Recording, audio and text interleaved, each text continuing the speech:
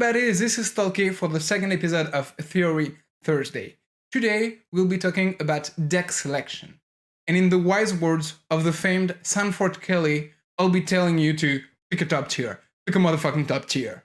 Before we dive into what this means, let me tell you how I will split the video. The first part will be about explaining you why you should play the best deck. It may sound stupid, but tons of players put themselves through imaginary barriers that stifles their progression. The second part will be dedicated to finding the best deck, building its best version, and getting better with it.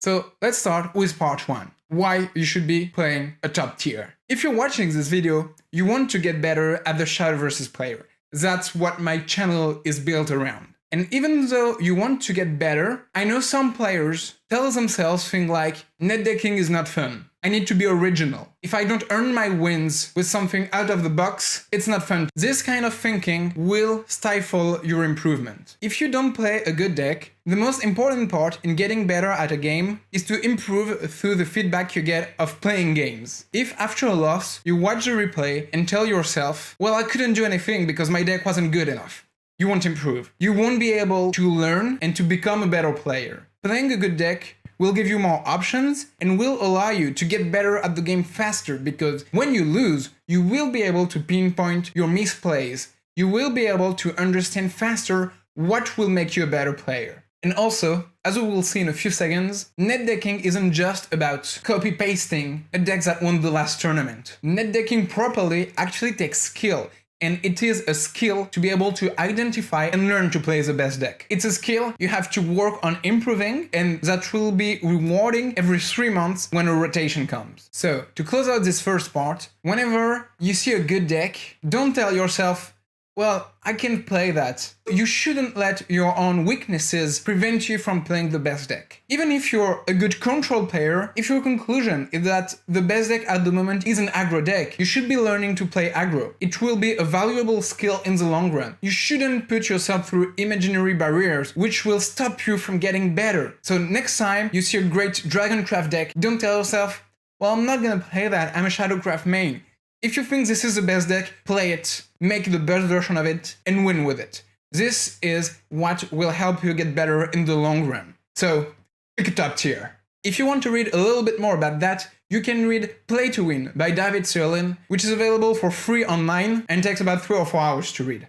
So now, let's get to identifying the best deck, making the best version of it, and learning how to play it. Because you also need the skills to do that efficiently. Nothing is worse than misidentifying a tier 1 deck, because then you would be playing a bad deck, and as we saw in the first part, this will make your progression slower. What you should be looking for is consistent results. One guy winning a tournament with a deck doesn't mean a deck is good. This is very important. You need multiple, repeated, strong results from a deck to consider it a top tier. You need strong data and strong analytical evidence. One good way to understand what the top tier is to watch my Meta Monday series. Win streaks also don't mean much. When somebody posts deck lists on Twitter being like, hey, I got a 25 win streak in Master with that, it doesn't mean the deck is good. It's a point of data telling you the deck is probably good, but you have to corroborate that with other data. You have to have multiple people have repeated success with the deck before you can actually say this is a top tier deck. Your personal experience also comes into the equation. If you play the deck, how it feels, and your win rate also are valuable data points. There is also a thing such as popularity overshadowing actual tournament results. Imagine there's a 16 players tournament and everybody plays Tartman. Everybody has 3 Tartman in their deck. Well, Tartman will be all over the top 4. Of course, it was in every single deck. But it doesn't mean it's strong, it means it's popular. So you also have to be able to cross out what's popular and what's actually overperforming compared to its popularity. This is where, for example, top 16 conversion is a very valuable metric. If a class is consistently putting more people in top 16 than its percentage of the field, it means it's overperforming and it should likely be a top tier deck. This was a bit long-winded, but the gist of it is don't just jump on the first information you get. It's not because one guy here won a tournament or one guy here got a win streak that the deck is good. You need to keep yourself up to date with the meta, with the tournament results, with also the ladder results, and then you will be able to build your own understanding of the meta and what is actually top tier and what are the best decks in the format.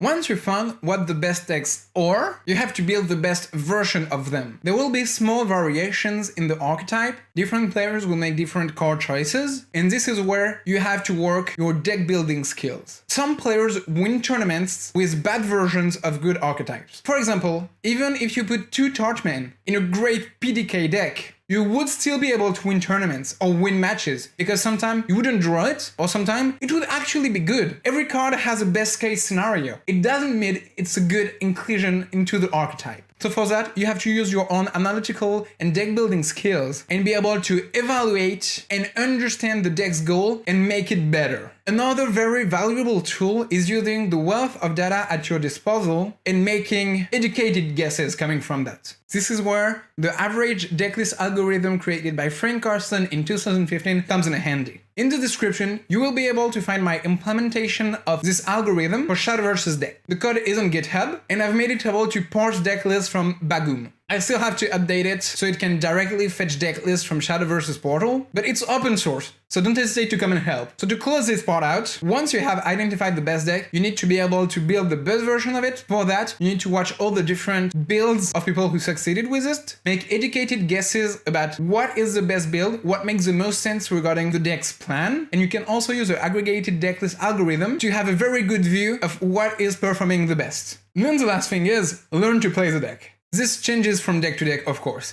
You don't learn to play an aggro deck the same way you learn to play a control deck and the same way you learn to play a combo deck. Even though most combo decks are actually control decks. So once you have identified a top tier deck, you have built the burst version of it, there is no secret. You need to play a lot of games with it, get a good understanding of the deck itself, update your deck list. For example, if the meta is very aggressive, you can swap some of your late game for some live game or some defensive options, which is what's actually right now in rotation, and continue iterating, trying new stuff out until you become a master of your deck. Then you will find another top tier deck and you will have to repeat the whole process again. But this is the essence of the game. This is what makes playing card games so great. Every 3 months, you will have to reevaluate all you've seen until now. You will have to reevaluate what are the top tier decks. We'll have to find new ways to build them thanks to new cards. We'll have to relearn how to play them because the tempo or the curve might have changed. And this is why card games are great. So that's it for today's video. I hope you are enjoying